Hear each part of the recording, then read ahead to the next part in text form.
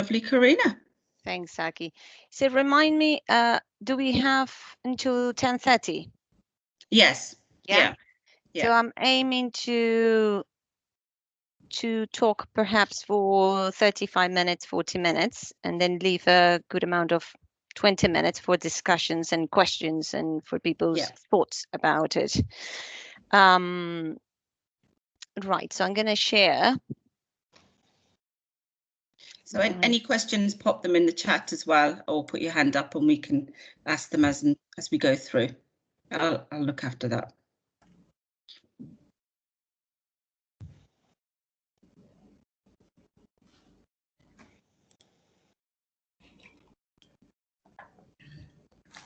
Can you see that? Not yet. Not yet.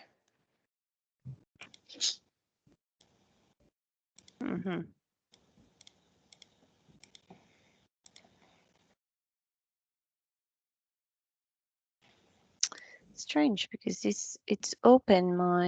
Bear with me. Is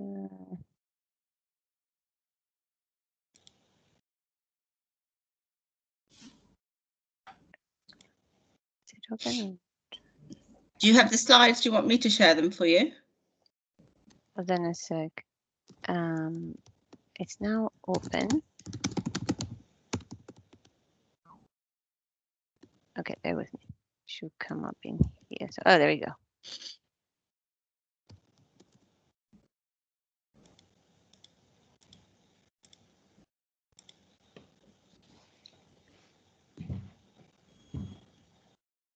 It's not showing yet. Yeah, but at least it's showing in here now that I couldn't see it before. So more actions.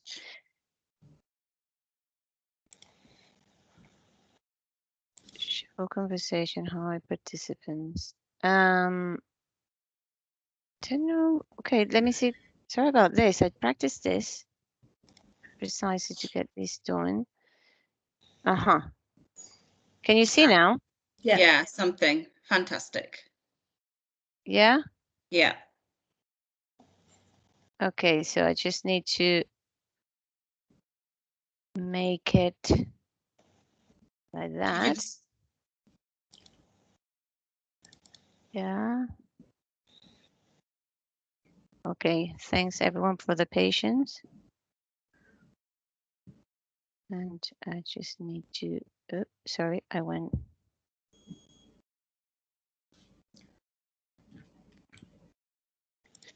Right. And now I'm going to put you, can you see me and see my presentation? Yeah. Yeah. Okay, thank you. Looking Sorry. good. Okay, we're ready. Here we are. Right. So this presentation is about how the infant's brain and mind develops in the context of the baby's relationship with his mother. And I will be explaining how this early relationship has a vital impact on the development of the neural networks and functional brain structures of a baby's brain. So we'll be highlighting the importance of the first 3 years of life, which are the critical years during which major developments takes place. One of them is that during these first years, we see the first, if we can call it, personality traits of a baby starting to emerge. And it is also during this period when crucial psychological but also neurological processes take place in order to later enable the child to manage and regulate his emotions and to postpone gratification and to cope with the stress later on in life as an adult. And it's finally, and also during this period, it's when the child will learn, and I think this is one of the most relevant part of the connection between infant brain development and the impact of the mother and baby relationship, is that it's during this period when the child will learn and internalize the first and most important model of relationship, a model that will inform the way that he will relate to others. And it is primarily based on the child's experience of attaching to his mother. So I will be talking about attachment, about Bowlby's theory of attachment. So a little bit how it's going to work today. Just before I start the presentation, I would like to clarify that I will be using the term of mother as a general way to refer to the primary carer. It could be the adopted father, or the father, or the grandmother, whoever is in charge of this baby.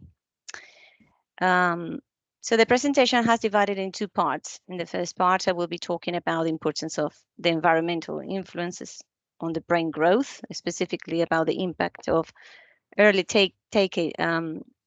early experiences with the mother and the forming of attachment. And in the second part, I will be explaining the infant brain development and the brain structures that underlie this mother and infant relationship. And at the end, hopefully, we will have 15 to 20 minutes to talk and to discuss. So let's start by highlighting the fact that the brain development begins at early stages in pregnancy. And I'll go through this very quickly because I'm sure you're all familiar with this. And if we look at the embryonic development, we see dramatic changes in the first 10 weeks. Let me see if I can show it here. No, not yet. So let's start. If we take conception, let's start from the beginning. When the sperm fertilizes the egg as our starting point, and we count that as a week 1, we will see that about week 2, as I point out in here, the fetus, this embryo, presents the heart, and a process of cell proliferation has begun, which is an extraordinary production of cells that will later become and form the brain. In week 4, we can see signs of limbs and eye, and the process of cell reproduction continues. And at week 6, these cells start to migrate. We don't get to see that, but that's what happens at week 6, to move to where they need to be and organize itself to later fulfill a function as a part of the central nervous system. And finally, in week 10, you can see a basic structure of a formed brain, which now needs to grow. And it is really impressive how in 10 weeks a cell can become an embryo and then turns into a fetus. But a great deal of development happens during the first year of life. And research in the field now has revealed that at birth, an infant brain has only about 25% of its adult weight. After 6 months, it reaches 50% of adult size and 75% at the end of the second year. So that means that most of the growth of the brain happens in the first 2 years of life. And this growth depends on 2 factors. One is the infant's genes, and the second is the environmental influence. And this could easily invite us to, to the controversial debate about nature versus nurture. But for the moment, we will focus on nurture, meaning the impact of the environment. The environment as meaning which is mediated by the mother. So the baby's environment is, as I said, is mediated by mainly the mother, and a mother who hopefully will be available not only to be able to be there physically, but also emotionally to the baby, and to be able to respond to the baby's physical and emotional needs. For example, if the baby cries because he's feeling frightened, then the mother would respond in a timely manner by holding him, attuning to her or to his emotional responses. Attuning to more to his emotional state, as that's a better way of saying, in order to, or looking to calm the baby down and trying to somehow eliminating the discomfort and restoring a sense of safety in the baby. And it is throughout these experiences that their bond and relationship begins to emerge. So this talk a little bit about the relationship and the process of bonding, because it takes time as both mother and baby are finding ways to get to know each other and to learn how to respond to each other. And ideally, the baby will experience a mother able to attune herself to his internal experience and to meet his needs, not only the physical needs, but also the emotional needs of warmth and security and protection. And we all know that these infants' needs of security and protection are the basis of what Bowlby called attachment. And it is precisely through these experiences of having a caring mother sensitively responding and regulating the infant's needs over and over again, where a secure attachment is formed.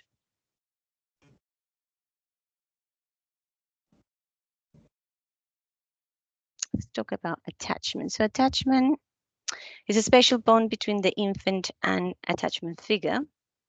This bond is based on the infant's needs for safety, security, and protection. Loss or threat of loss of the person evokes intense distress. This early bond will have a huge emotional and social impact that continues throughout life. Yeah. So how Bowlby explain attachment? He has his view. Yeah, and he believed that babies were born with an intrinsic need to form affective ties, to instinctively seek closeness with their mothers, with the purpose of feeling protected and safe. Yeah, so he believed that they actually were born with a repertoire of behaviors and reflexes whose purpose were to attract and maintain closeness with the mother, so she can reduce and completely eliminate uncomfortable or overwhelming feelings of restlessness or anxiety or overexcitement, and to restore the feeling of a sense of calm and safety in the baby. So he was of the view that that baby then was born with a biological need to attach to his mother. But this is not enough. The secure attachment of the baby to his mother will also depend on the mother's ability to respond to the physical and emotional needs of the baby. And in this interaction between the mother and the baby begins to develop a pattern of behavior and response between them, which later become the first and most important model of intimate relationship for the baby. And he will learn from this experience with the mother what to expect from others, whether the other is available and interested and able to help him, and whether or not he's lovable, worthy of love. And this first model of intimate relationship will inform and impact the way that the baby, and later when he becomes a child, later when he becomes an adult, it will inform the way that he will relate to others. Yeah, and this model will get imprinted in the brain. So how that model works in terms of the expectations of the experience of the baby they have had with the mother is, for example, if the baby cries because he's hungry and his need is met by a responsive and loving caregiver, then he will learn that he has a positive effect on the other and that the other is available and interested in him. And the experience will foster a sense of feeling lovable and worthy of love. And we can see a little bit about how we see the opposite in our practices. In terms of the clients that we work in the perinatal service. So as we're talking about attachment, we somehow are talking as well a little bit about affect regulation. And I think this is a concept that might be familiar to all of you. As I was saying, the baby needs an adult who could help him to calm down in order to reestablish the sense of security and the feeling okay. And initially will be the mother who will be helping the baby to regulate his emotional state by attending to his emotional distress, his been upset, or he's been frightened, or he's been overtired, and helping him to make sense of it and to recover from it. And it is through having this experience over and over again of a parent regulating the emotional experience of a baby when the baby gradually learns to internalize that function and to become self-regulating later on in life. So he will be more able to tolerate waiting. He will be more able to anticipate because his experience has been consistent of someone who would actually be able to recognize and able to help him when he becomes distressed or he's hungry or he's frightened, etc. So a way of helping the baby to regulate himself is by mirroring his emotional state and by attuning to his emotional state. And I'm just going to quickly go through the mirroring. Oh, it's not coming up. There we go. So mirroring is when a mother copies the baby's facial expression, usually of distress, as we can see in this picture. And in this way, the mother enables the baby to find a reflection of himself in the mother's eye, on her mind, and the feeling of being seen and recognized in the eyes and in the mind of the mother. And throughout this experience of being mirrored, the baby can learn to know about his own emotions.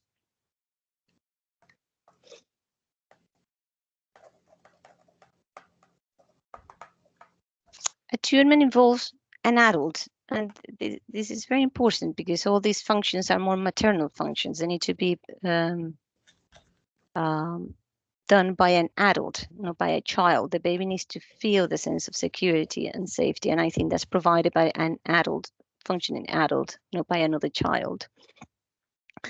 And attunement involves an adult being able to resonate with the emotional state of a baby. You know, if the baby is kind of waking up, the mother should kind of fine-tune the intensity and duration of that stimulation by talking in a low voice, more calmly.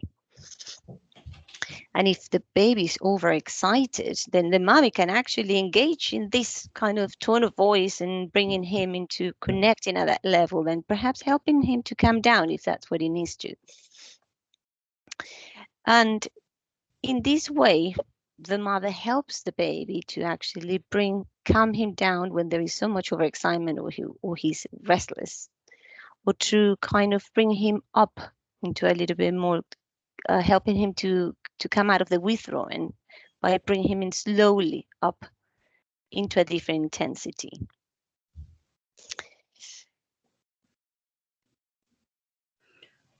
Now I would like to move. So let me check the time. Yeah.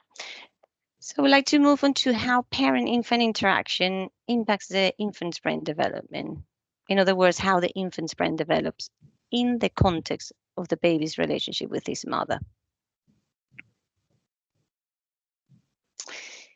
So I'm going to quickly go through a few things in here in terms of the brain. As I mentioned before, the brain is made of cells, millions of them, that migrate to specific places during the early weeks of pregnancy and throughout the postnatal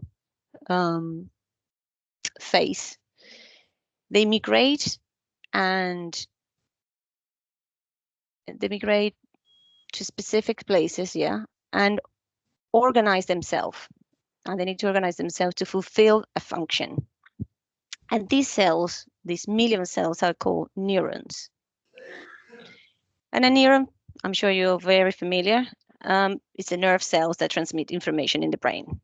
And very quickly, the neuron has 4 basic parts. The axon is this long string, which is covered with a fatty layer called myelin that helps speed the transmission of information. And this is what we start losing as we age. That's where we become slower. And it's also been seen in dementias like Alzheimer's. It has to be with memory when we lose this myelin.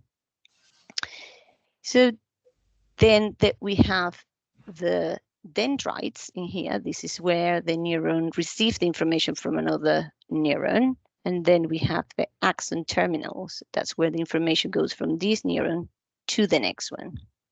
So kind of it works that you receive the information from all the neurons through the dendrites and sends the information along the axon through the axon terminus into the next neuron. And that's how the information flies, and it flies in microseconds. So when 2 neurons connect with each other, as we're seeing here, it's called synapses. And neural networks are formed by activations of synapses. That means when one neuron connects to the other, information is passed on. And networks are formed by activations of a connection of one neuron to another and another and another and so on.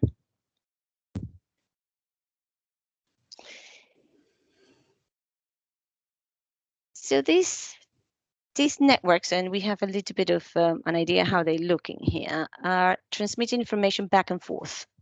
And they are formed originally by, as I say, activation of synapses. So when an infant is exposed to a stimulus of experience, for example, as we see here, his mother's smile, a path of circuits will be activated in areas related to emotional functioning. And if this experience is repeated over and over again, then these circuits will become hardwired and will get imprinted in the brain. So what will happen in the brain of a baby during the first years of life will be activations of synapses, and that will depend on the type and frequency and quality of stimulation that the baby will be exposed to.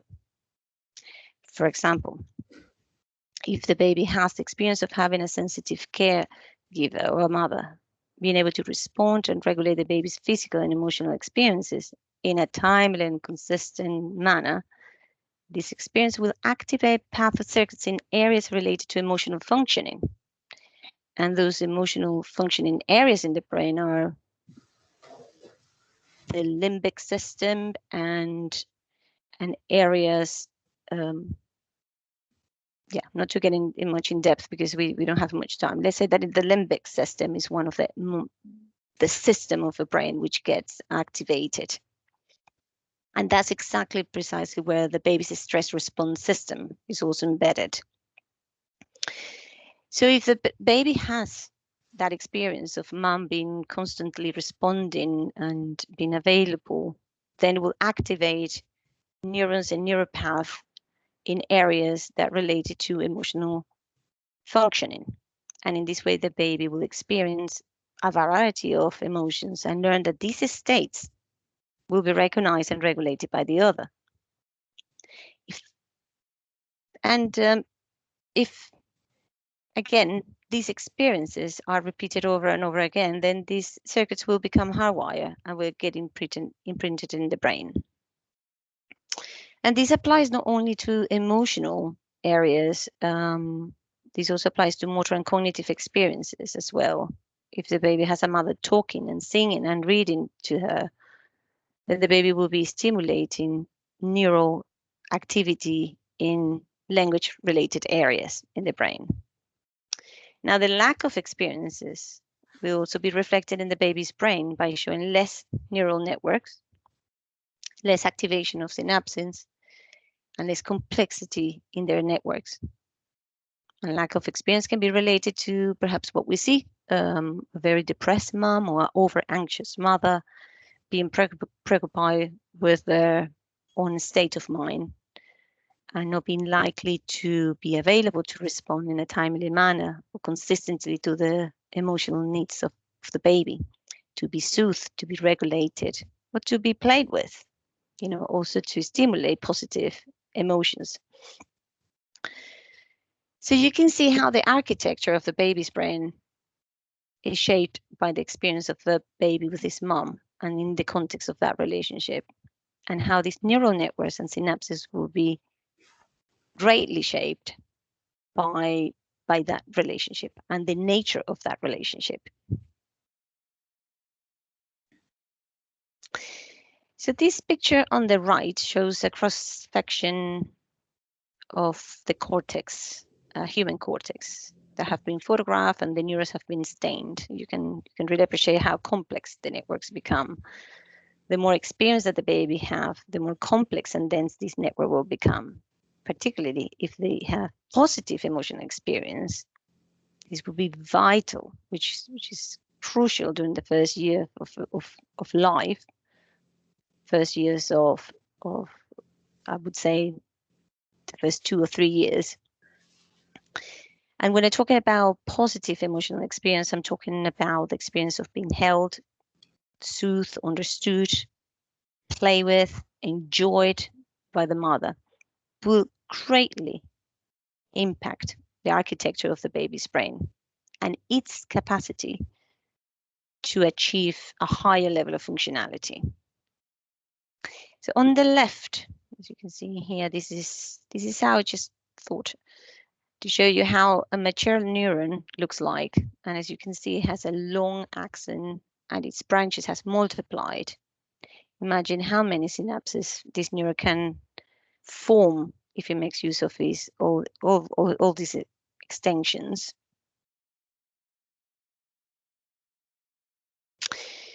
So what happens during the first years of life is that the amount, perhaps if we see in contrast with adults, the amount of synapses in an adult brain it's still hard to comprehend. But we think that on average, an adult brain has had a quadrillion synapses. I don't know what it would look like, quadrillion. I can't relate to that number. The capacity of the infant's brain to produce synapses early in life is extraordinary, especially during the first 18 months of life. And it is believed that an infant brain produces twice as many connections as those in an adult's brain. So you can imagine the potential for that brain to be shaped and sculptured. So this proliferation of synapses is a crucial process in the development of the brain. But at the same time, if we have that overproduction, the brain goes through the process of pruning.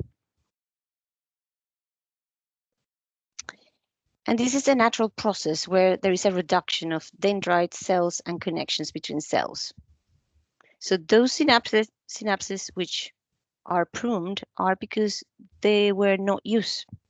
In other words, prune is due to lack of use. So the networks that get used prevail in the brain, and those that are not reinforced get pruned. For example, a classic example is infant language development, for example, depends on the experience of the infant having an adult talking to him, singing, reading to him. And in doing so, the infant's brain gets to activate the circuits that are responsible for language development. And the constant activation of these circuits prevents them being pruned because they're being used over and over again.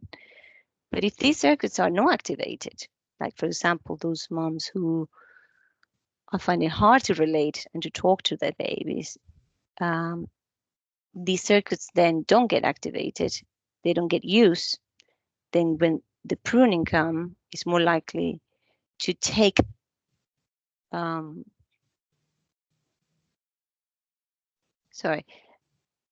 then it's more likely to, just got distracted with something happening here, but I'm back again. It's more, so the pruning, well, where I was, but these circuits, if they're not activated, yeah. In other words, they don't get used, then pruning is more likely to happen. And this could have major implications for language development. So we can see here, this is on the left, a pattern of network that have been used over and over will be imprinted in the brain. And this is a good example in here. This is networks, a little bit of how it may look at when the child's at birth. Then we go through the proliferations of neuron and pruning. But it shows in here when he's 7, it says he has used some of them because they have prevailed, but there is all sort of process of proliferation and then pruning again, and specifically in the teenage phase, there is a lot of plasticity in terms of pruning. So there is a lot of plasticity and a capacity for the brain to reorganize itself.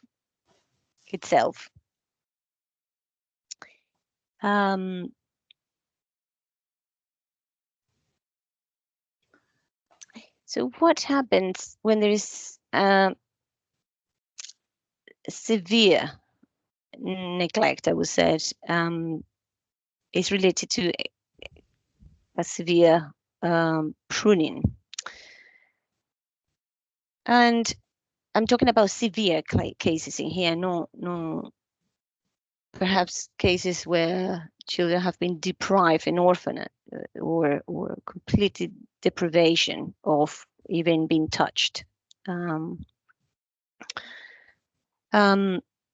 there are all that will be the extreme, because I'm going to show you the next. I'm going to show you an MRI that shows the extreme neglect. But if we relate to a neglect that is not that extreme, which are the cases of the toddlers of babies, which have not been held or rocked or sung or talked to that often, those who are not being kept in mother's mind and whose emotional and physical needs have not been met. And in those cases, if these neurons have not been stimulated, used, or activated, they will make connection, not neural networks. And in those emotional areas that we're talking about, those neurons may die. And that's what happens with pruning. When they have not been used, then the pruning process comes and takes away what has not been used. So the process of neglecting, it's reflected in the brain through significant loss of connection between neurons or the activations of a network. And this is the MRI that I was talking. This is severe. Most of you might be familiar with this slide. This has been on the net for many years already. The left-hand scan shows the brain of a normal 3-year-old with healthy brain development. And the right-hand scan shows the brain of a child of the same age who suffers severe neglect. And as you can see, there are dramatic differences in size and the lack of neural mass. What I mean is the grayness. This shows that there is a density of gray matter, neurons, synapses, and cells. As you can see, this is much bigger than this. Here, the density of the gray matter neurons has actually decreased. The ventricles has enlarged. And what is very dramatic about this is that the brain is not just a stop growing, but also shrinks. And that is by the lack of stimulation. So during these 3 years of life that we've been talking about, there is a propensity of the infant's brain to change its neural networks in response to stimulation or lack of it, So that means that the infant needs to be exposed to experiences of, as we said, touch, sight, sound, smell, but also to be held, kissed, rocked, sung to by his mother in order to develop emotionally. And each of these experiences will create synapses, then later on will become patterns of synapses. And by repetition of the same experience over and over again, will become hardwired in the brain. So just gonna stop here for a bit to see how we do. Okay, how's everyone so far? Good. Yeah, We're good. Okay. Yeah, Yes, Okay, good. good. That's very interesting. great. So we're just gonna do a little summary up to now. It's a shame I cannot see you, so that's what I'm asking you. Are you okay? So I'm just gonna quick summary here to where we're at. We have talked about how the infant brain develops mainly in the first 2 years of life, and how the development depends on the environment that he's exposed to and the relationship with his mother. I have explained that during the early infancy, there is a extraordinary production of neurons and synapses, allowing the brain a full potential to be organized, by the baby's experience within his relationship with his mother. And I also have mentioned the process. There is a process of overproduction of synapses on the brain that goes through, as well. There is a pruning, which get rid of those neural networks that have not been used. And this is what it shapes the architecture of the brain. And I point out just now how excessive pruning relates to neglect. Yeah. Now I would like to kind of go, and this will be the last bit of the presentation, to talk about briefly about brain's critical periods for development. So critical periods are when there is an overproduction of synapses, and when a particular experience is needed to happen in order for the brain to develop normally. For example, there is a critical period for development of language. So if during the first language develops up to, goes on 7 years old and even more and more, it's one of those critical periods. But there is a time where certain stimulation needs to happen for those areas and functions to develop. Yeah. And research into this critical period of brain development, it's ongoing. And there are a number of critical periods that they have been identified. But I would like to talk about 2 today, which I think are relevant. Yeah. The first one is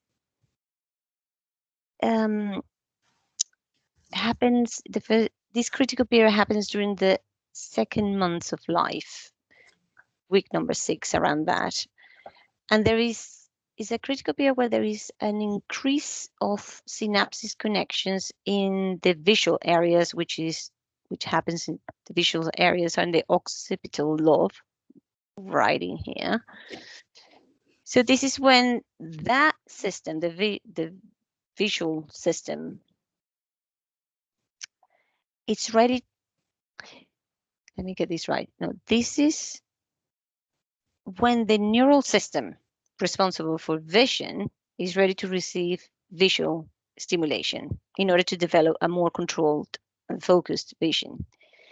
And it is precisely when the baby, I don't know if you can see the babies that we see around week 6 and 8, you can see that they're starting to make eye contact. And they are, in fact, registering familiar faces at that age. It is really important that the face-to-face interaction at this stage, in particular the mother's gaze, which is the primary and perhaps the only source of visual affected information for the baby. And at this stage, the baby is fully aware of the difference between an attentive adult and the one who is not.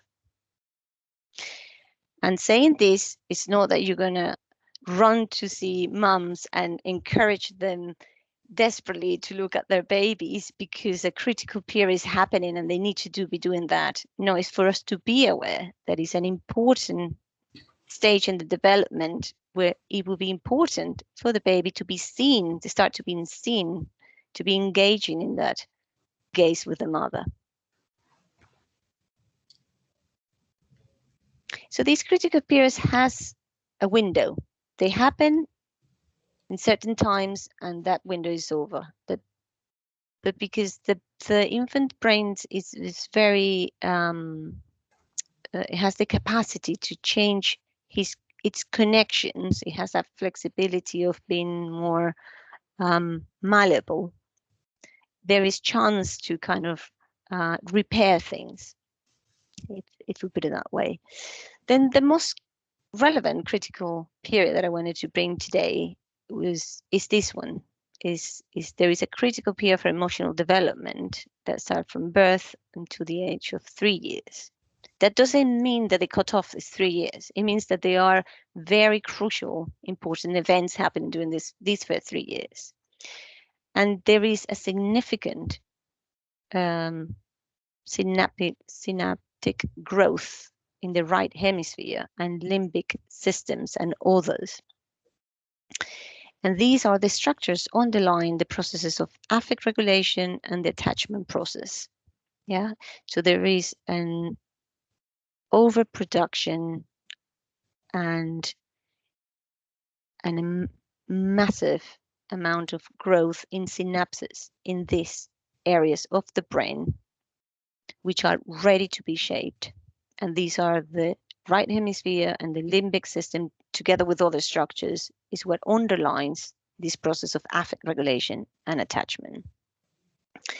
And this brings the importance of a consistent and sensitive care and nurturing environment precisely during that time where the process of attachment is forming and where we're starting to help the baby to regulate his emotions, because we're building the basis, the neurobiological basis for that to develop.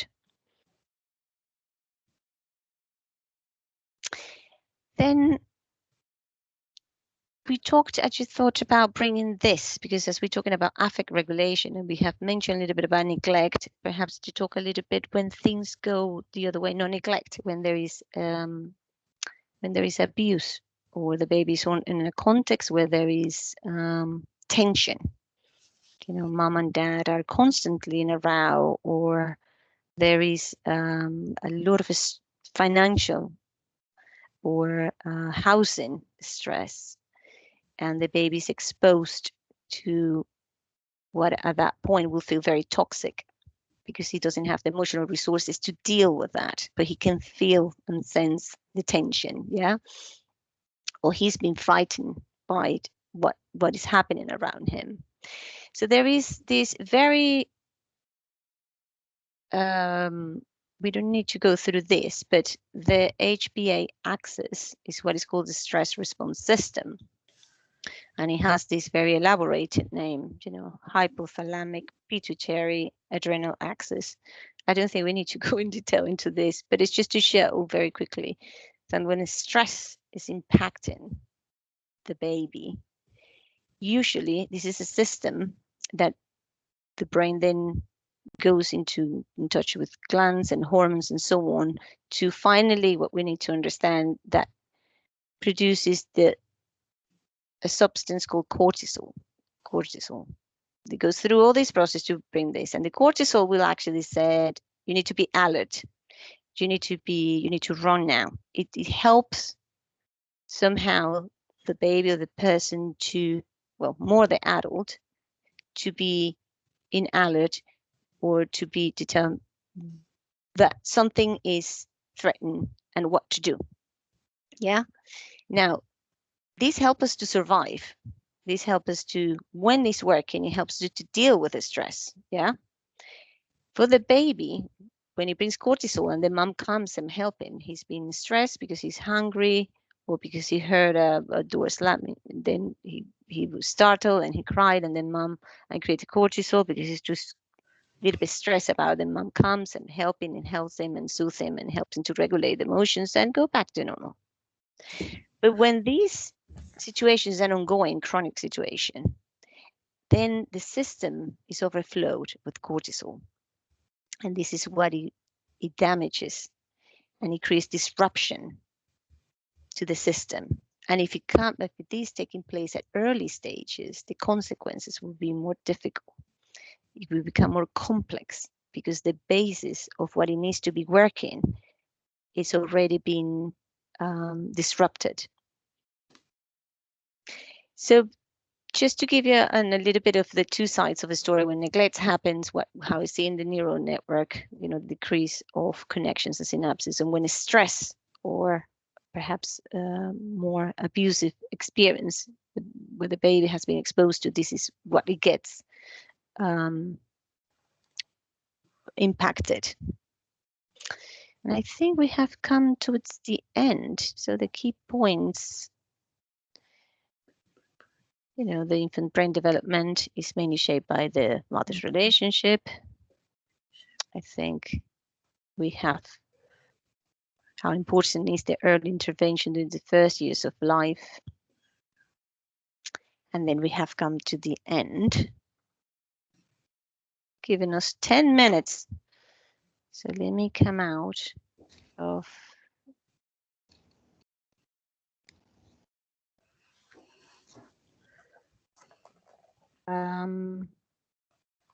okay.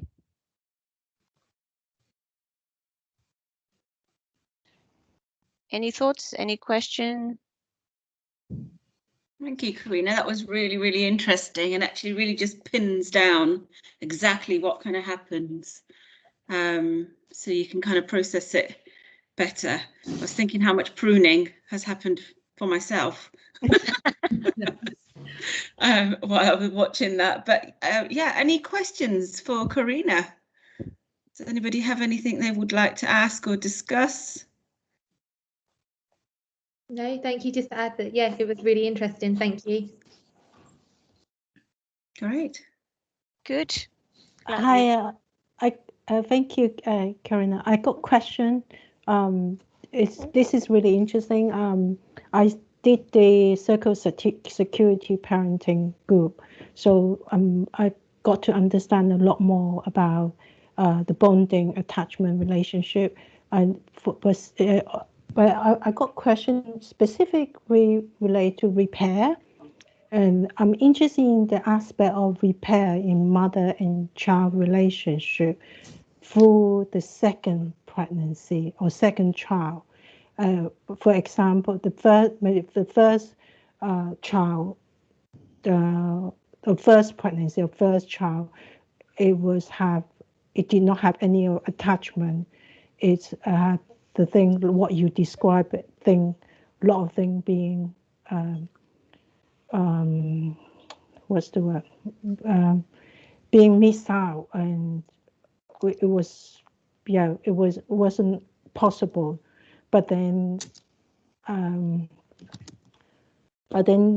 somehow the second pregnancy or full the care under your service thing have been changed. So I wonder what way to, somehow I feel the second pregnancy in a way has a repair the first one. So I want to know what aspect of repair. So it's a question I don't know whether is it some way, whether any service outside your service that work with the repair, because for mother who did not know or did not have access to your service at the first pregnancy, but through second pregnancy realizing, oh, there's a lot of things have been missed out, and even securely holding a child, it wasn't possible due to physical weakness and trauma, birth, etc. So it was impossible. So I wonder, in terms of repair, what's a possibility? Yeah, I hope that makes sense. It's a little bit complex. Yeah, but I think what you're saying is not that things are. What I wanted to say is that things are not perfect in any way, and what you mean about repairing is perhaps the relationship with the first child, with the first pregnancy, what he didn't get, how things could actually be compensated, or how things could actually be work out for the two of you have been together, for him to get what he didn't. And that's something that could actually be seen. It will be more in depth to get a sense of what is it that you would like to change. And of course, perhaps I think our service can direct you to the professions could actually help with that. But it's an ongoing process, and there are a lot of things that will be missing at different points, and how parents and babies and parents and children learn to kind of overcome. And the idea is that when things doesn't go well, is how we repair things. And that's what you're looking into it. So I'm sure that if you are already in touch with one of our colleagues, you could actually raise that, because they could actually, perhaps depending on the age of the child, what you need to you feel that you would like to kind of address, it would require more conversation, if you know what I mean. Yes, I do. Yeah, thank you. Yeah, I would think I will get in touch with your service and looking specific on that. Good. Yeah, thank you. That's a good idea. Yeah, thanks. Good. Great. We've got 5 minutes left. Are there any other questions? Yeah. Go ahead. Yeah, I was going to ask a similar question. about because if baby is already abused and didn't attach a proper attachment with the parents, how can we help the babies and families? Yeah, I think that what is very important about the baby's brain at that stage and during the first 2 years is very it has the flexibility which doesn't happen with the brain in adults. If to change, it could easily be helped, not easily, but it has the capacity to reorganize himself depending on the experience. So if you have had a very difficult experience, and everyone may have a different experience in life, is how that experience has been, how the parents is helping the child to make sense of it, yeah, and how the child learns that these things could actually get better, and what would be a way of repairing these things. And children attach either securely or insecurely. They don't. It's not that they don't attach. They ended up attaching somehow. And it's how we can perhaps look into ways of providing the experience of reparation, because then they get the sense that there is someone interested and then available and keen to help them, and even not knowing how, they are there, and it's to begin with. Sometimes even not knowing what it is, if they feel that you're there. Does that? I'm not sure if it depends on the level of abuse, resilience of the child, and it will depend on all sort of things of what. Yeah. And also this is a really, I think it's really interesting, the training, but I couldn't understand 100% because of my language barrier. But so I heard that you are recording this training. So how can I access the recording, this one? I was just thinking about that too, because there was something about maybe we put them onto YouTube. All right. Okay. Yeah. We'll hopefully let people know where to access them. Okay. Thank you. Yeah, no problem. Okay, if there's no more questions, I think we can finish. And just to say thank you, Karina, that was really, really good. Thank you everyone for being here. Thank you for everybody for coming. And there are a few more sessions. We've got one on fathers and perinatal mental health at 11:30, and then a little bit on circle of security later. And then at 3:30, I think we're just inviting everybody to come and meet the team, really. So like a team check-in. What time is that, Aki? 3:30. Okay. I'm gonna try to pop in. So yeah, that's just for general hi and any questions anyone might have for us. So great. All right. Thanks everyone. Thank you. Have a good afternoon. Thank Bye you. for now. Bye. Thank you.